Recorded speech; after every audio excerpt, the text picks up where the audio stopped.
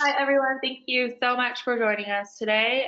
Today, Rich McDonald, our clinical director, and then Kevin, our primary therapist, is going to be talking about how to help clients manage recoveries during the holidays. A couple of things before we start. In the handout section of your control panel, you can find this presentation, and then you can also find a couple of our marketing collateral pieces. So you can learn more about our admissions process and our program as a whole. And you can download those handouts right from that handout section. And then if you have any questions throughout the presentation, feel free to ask them. And you do that by typing in your question into the handout, or sorry, into the question section of the control panel, and we'll make sure those questions get answered. So I will go ahead and throw it over to Rich and Kevin. Hey, good morning, everybody. Hi, good morning. So thanks for taking time out of your busy day to join us. This is a topic we've been spending some time with the clients on and kind of talking about a lot, as well as kind of focusing on some of the stuff that is going to be different this holiday season. So, you know, one of the things that if any of you been in the industry over the years, you know, January's always gets really busy with substance abuse treatment, you know, following the holidays for, I think, a lot of different reasons. But it's something important. So we'll kind of run through that stuff. And I think this year is going to be quite different, not only because of the holiday and the typical patterns we see during this time, but there's additional, we'll talk about that as well with COVID going on right now. But it's interesting, Rich, last night I was on the phone with a friend for a few hours and just sort of to kind of segue into this. And she's not in recovery, but she works in this industry, and we had this long discussion about how she was feeling, and she was having this depression come over and this awkwardness, this these mixed feelings that really was sort of bringing her down. As we got to talk about it, clearly it was about coming into the holiday season, into Christmas, and she has a family that's quite dysfunctional. She's alone. She doesn't want to be alone, but she has nowhere else to go where there's some sort of functioning and some healthy family. And so anyway, it was just interesting on the heels of talking about this today that it came to, again, the holidays and sort of the problems that are inherent with that. So. Oh, absolutely. Well, and when I facilitated our evening IOP a couple nights ago, and after we did our check-ins, I went around the room and asked our clients to kind of give me some, like, what is it that you're worried about? Are there certain triggers or situations that you're concerned about being in? And I talked about doing this webinar and just said, you know, I'd love to hear kind of what you guys are worried about this year. And a lot of it, the interesting part is a couple of the clients said they're less worried than they normally would be because of COVID. They feel like it's going to be slightly different. You know, smaller groups was a positive for a couple of them. You know, a lot of times they have people traveling long distances to Thanksgiving and Christmas, and they felt like that wasn't going to be the case this year. It's going to be kind of more their immediate family, which they thought would reduce triggers. You know, one of the things that I've talked about in the past is, you know, do the people at these holiday dinners or parties know that you're in recovery, that you're in early recovery, or, you know, depending on your situation, and, you know, making sure that you know what you're walking into. You know, even asking, like, are you going to serve wine at Thanksgiving dinner might be a good question. We tend to, like, be a little bit timid, but this is the time of year to really be protective of your recovery. You know. Well, and often people unmindfully walk into the situations and not realizing. So I think this is so important. Did you find that they were that they had thought some of these things through? I think it's the problem of not having planned through, which is, I think, why this is so timely and so wonderful to do this, is they're not mindful of it and those things pop up, so they're not prepared, right? It's about 50. About a half of them had really thought about it. Like we have one client that has a son that had been estranged in the past, just moved to Salt Lake, across the country to Salt Lake, and they'd had a very open discussion, which was good to hear. They had, they're not going to have alcohol at Thanksgiving dinner, and she was really, in fact, she got quite emotional, just the fact that her family was willing to step up like that and change what they do to make sure that she could be there safely. And that's not always the case with families though, right? Mm-hmm. It depends on whether they know they're in recovery or they support the recovery or they even understand recovery. Yeah. It seems like it could be a large pit to walk into if they're not prepared and how they can do that. Right, absolutely, and making sure that, you know, like you're saying, like knowing what you're walking into. And we also talked about the fact that, you know, setting those expectations up front for yourself, and part of that is knowing what's going to happen, what you're walking into, like you said. And then really, you know, sometimes we get in this mode where we feel like we are obligated to participate in family events that maybe are very toxic and unhealthy. You know, it's just because somebody is a blood relative doesn't necessarily mean that's where you need to be. And maybe it's something where you need to take you know, do something different this year. And once you've got some real sobriety, you can walk into those situations and those people and in a good way, or not, maybe not a good way, in a safe way. But really, like, asking yourself, is the risk worth, you know, am I willing to risk that, walking into those stressful situations or being around people that may have created trauma in the past, and really setting that up. And it's not always that, it's not always the presence of alcohol, but sometimes that's what it is. Yeah. It also becomes the presence of the way, the dynamics of the family. And arguing, for me, growing up with an alcoholic father, there was arguing a lot of times when families got together. All that stuff sort of goes out, you know, comes on, and people aren't always prepared for that. So what do they do to be ready for that? I think part of that's expectations, right? Sure. In my own family, we actually had a very frank discussion last night with some of my wife's family, that we are not talking politics at Thanksgiving dinner. In this environment right now, it can get away from you real quick. So that was another expectation we set, like no politics, like let's, you know, walk through this and have a good day. So Thanks. You know, we talked a little bit there about navigating early recovery. Again, it's communication. And then for me, one of the things that's always amazing is that we kind of are afraid to speak up or be vocal. Like being assertive and direct is super important. I tell families that all the time, but you know, sometimes it's somebody in early recovery, it's their job to be vocal and assertive and direct. You know, don't beat around the bush. If you're worried that something's going to trigger you, be open and honest and vocal. And quite honestly, if the people that you love and that care about you, you know, are unwilling to adjust something or hear you out, maybe they're not the people you need to be around. Right. And that's a great discussion to have with the care providers, the treatment providers, the therapist, whoever they may have, or their group peers.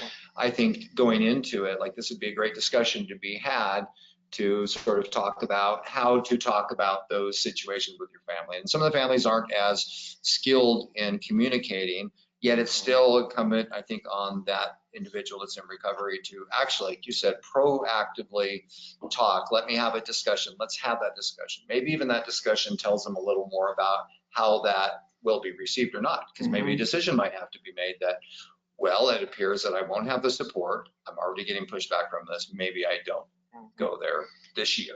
No, absolutely. And it's something, you know, the discussion should be happening now. Yeah. And one idea, and you know, really laying out a plan. So we've got a couple of our clients in outpatient that are doing a trial run this weekend. It's been a while since they've been home and had, you know, a family dinner, and the two men that are doing this, I think it's a great idea. They get to come back next week on Monday, an outpatient, and talk about like what it was like. I haven't had dinner at home for a month, and this is, this came up that I did not expect. Or hey, it went well. Everybody was respectful. They've been educating themselves. Sort of a post-mortem dissection of how it occurred, which will help for future ones as well. I like that when I'm thinking about how you do that successfully. So there's people that are going to homes by themselves, and we talk about having some sort of support with them. And I'm wondering how that might look, because they may be the only one in their family that's sober, and that sort of could be a taunting idea. So I feel like having someone go with them in some instances might be a really important step. It might be really helpful that's sober, or at least somebody in the family that they've connected with. And that could be that part of the discussion, reaching out to someone and saying, hey. Well, and if whether it's a sober companion, and that honestly could be somebody's sibling, right? Like, hey, this is what I need to do. Will you just kind of stick with me and walk through this with me? A lot of times it's a 12-step sponsor, right? Hey, I'm going to check in with you on my way to the dinner, and I'm going to check in with you after the dinner. But having an actual plan, I think, it's the most critical part. Like, you can walk through it, and I do believe that you can go to a family Thanksgiving dinner or Christmas dinner where there might be alcohol and be okay, but you just have to plan for it.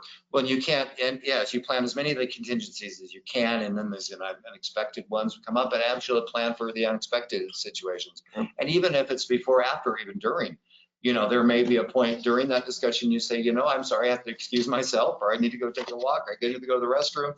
Have your phone ready, dial your sponsor, and have them coach you through it. That's a really good point. Like, sharing with, your host maybe, or whoever, hey, if I get triggered, I'm going to have to step out. Just thank you so much for inviting me. But I'm going to take care of myself this year. And if I've got to step out, I'm sorry. But, that goes back to that assertive communication, be direct, and, guard your recovery, take it serious. That's really what it comes down to. And that kind of leads right in next to the next slide here. So relapse prevention plan. We actually created a written plan. Where are you going? What are some of the things that you're fearful of? What are some of the things you're looking forward to? And I thought that was really important. I'm somebody who, it's easy to write a relapse prevention plan with a client, and it's like, here's all the negative stuff that's going to happen. But what happens when it goes really well and you're on cloud 9 and you think, oh, maybe I can handle one glass of wine that's gone really well so far, or maybe I can smoke pot with my long lost cousin. But the positive as well as the negative, like when in the past, what situations have led to relapse, and really understanding that. And again, it goes back to setting boundaries and being transparent. If the people that, if our friends and family really love us, they'll respect and appreciate transparency, honestly. No, I agree with that. And if they don't, it's another piece of information to be worked out in their life or in therapy, that maybe these aren't individuals. I've had those clients or patients that go home and their families just plan on drinking. That's what they do. This is, and it often comes to the very painful discussion is, what does love look like, and how can they give up that alcohol for one day, for one night? For people that struggle with addiction, any holiday is an opportunity to use, and these are big ones. But I think it comes back to, again, becoming more mindful about the dynamics within the family. And that can be very painful, but it's probably a discussion to be had prior to going there. But I like that. I like being as aware and mindful as we can of what may come up. Absolutely.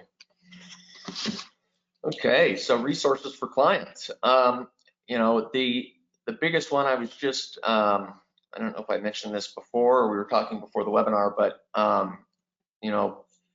first of all, getting your family maybe involved in a support group of some kind, Al-Anon, something along those lines. Just, you know, I know Thanksgiving's around the corner. That might be, you know, so close that it's not going to happen, but definitely I know that in my own life and working with clients, the families that are engaged in a program like Al-Anon or doing their own work with an individual therapist, or it really does change the dynamic of a person's recovery. I tell people all the time, I don't know that I would be sober if my wife had not started going to Al-Anon and really working on herself. What it did was she got healthier and she was able to, you know, hold the boundaries, and I was no longer able to manipulate. But if you get, you know, if you get the opportunity, suggest a family support group. We do them on Sunday night at Wasatch Crest. They're open to any family. You don't have to be a client here. And it's at 6:30 Mountain Time on Sunday nights. And so, you know, maybe it's a great place to process and you know, let your family know that's a place for them to share concerns. I think that's a great opportunity because a lot of facilities where they do treatment, they might have family support groups. Those support groups are open to the families of the clients only, or former clients. Mm-hmm. So I feel like that's really important, especially right now with COVID, with the way meetings have been had or not had, or virtually. You know, this is a particularly difficult time and challenge with where we are today, because of the inability in many places to show up to a meeting and have those sorts of connections. And I've noticed that on, you know, just Googling like aa.utah.org, they've started adding, there's about 10 times as many virtual 12-step meeting links. So whatever state you're in, Google it.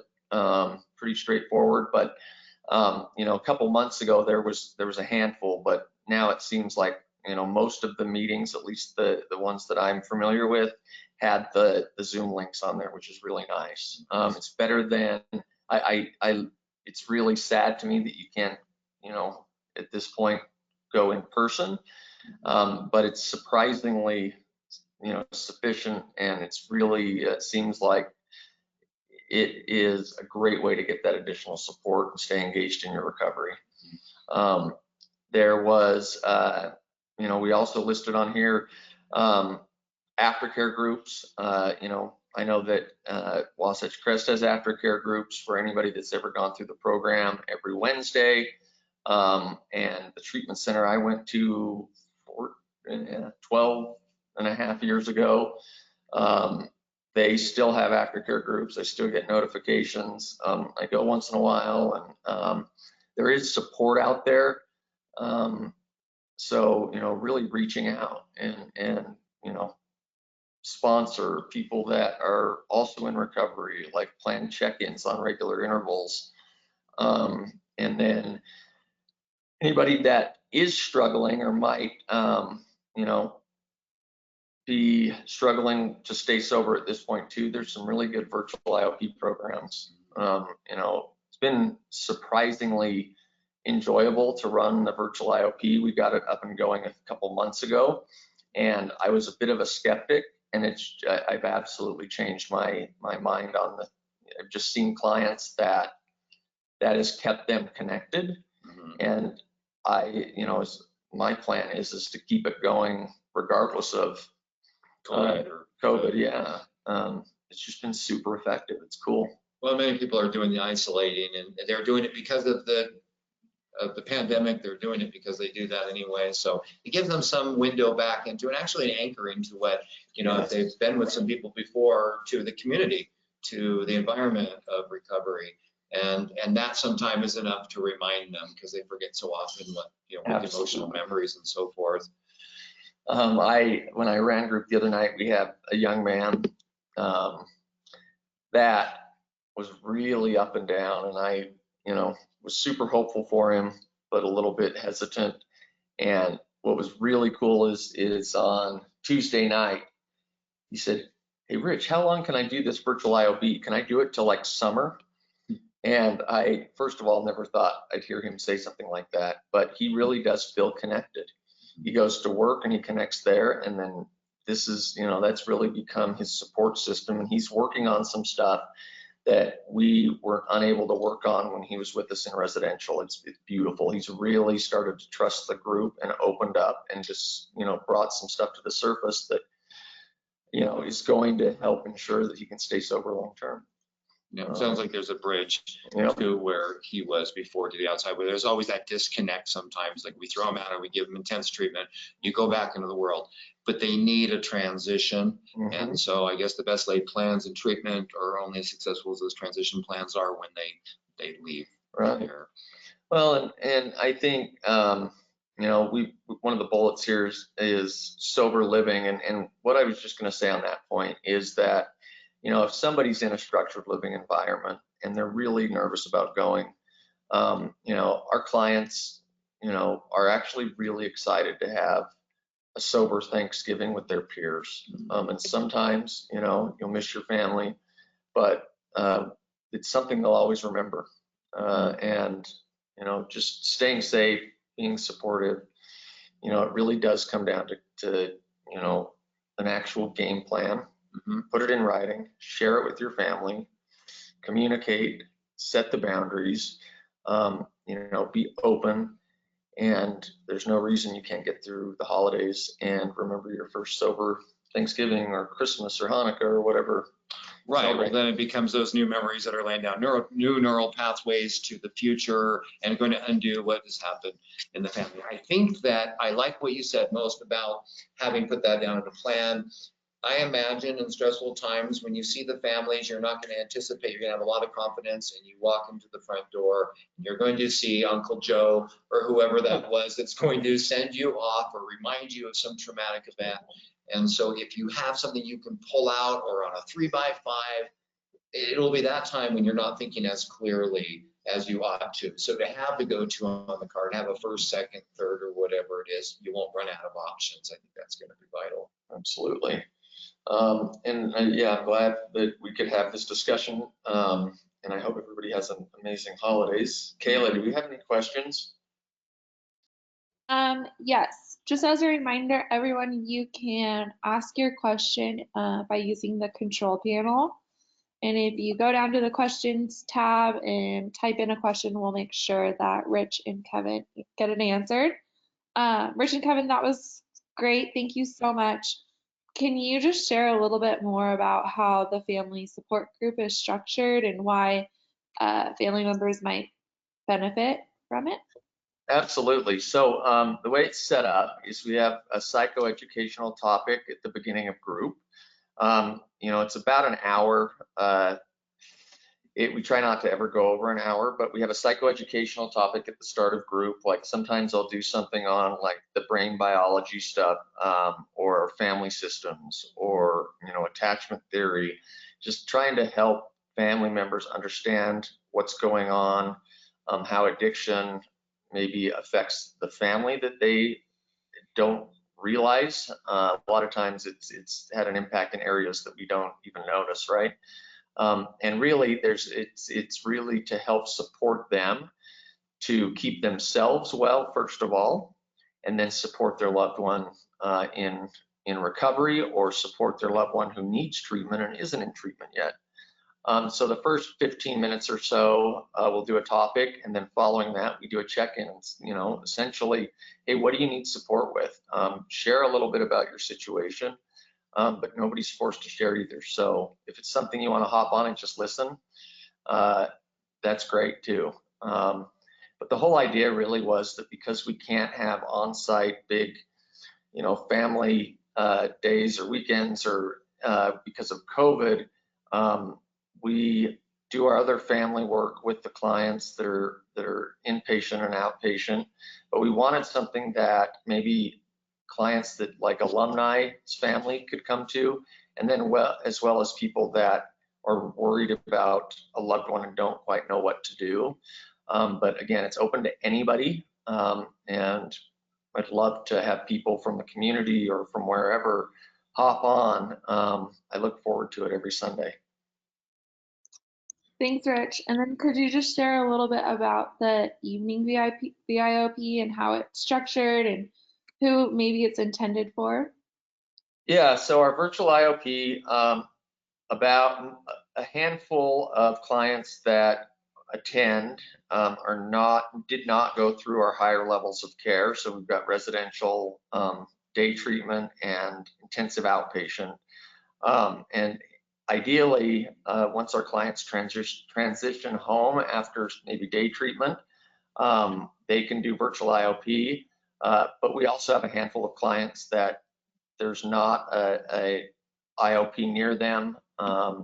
They are joining us 3 nights a week. It's Mountain Time, so 5:30 to 8:30, and we essentially, the first half is kind of process, and everybody checks in and we process what's going on, help support each other, and then we take a break, and then after that we do a topic. The first night, Monday nights, is like relapse prevention and healthy recovery is kind of the focus. The Tuesday night is kind of therapeutic modalities. We do DBT, CBT, sorry. And really that's heavy kind of, focused on therapeutic modalities and how they can, last week we did a DBT group that focused on emotional regulation. And then, Thursday nights is communication boundaries, and that's all based on like positive mental health and relationships. So it's been a lot of fun. It's cool. All right. Thank you guys so much. Will you just slide over to the next slide? So next up, on November 20th at 9 a.m., we are hosting another webinar with our transitional living manager, Tyson Allred, and he's going to be talking about curating a sober living experience and what goes into that. Hey, Kayla. Yeah. I was just going to say, yeah, if you guys can if people want to hop on for Tyson's webinar, he's the best I've ever seen. It's amazing. He's a peer support specialist. And I was telling him the other day, I learn from him every week. I'm like, wow, okay. That will not be a waste of your time. Sorry, I just wanted to throw that out there. He's solid. Yeah, Tyson's awesome. So definitely, if you can, tune in for that. And then next slide, Rich, please. There's our admissions line. It's 24/7. And then our website, wasatchcresttreatment.com. And as a reminder, we have a couple of marketing pieces in the handout section that you can download and take with you to learn more about our admissions process and our program as a whole. And that's all we have for you guys. So have a great rest of your day and have a great weekend. Thanks everybody. Bye. Bye.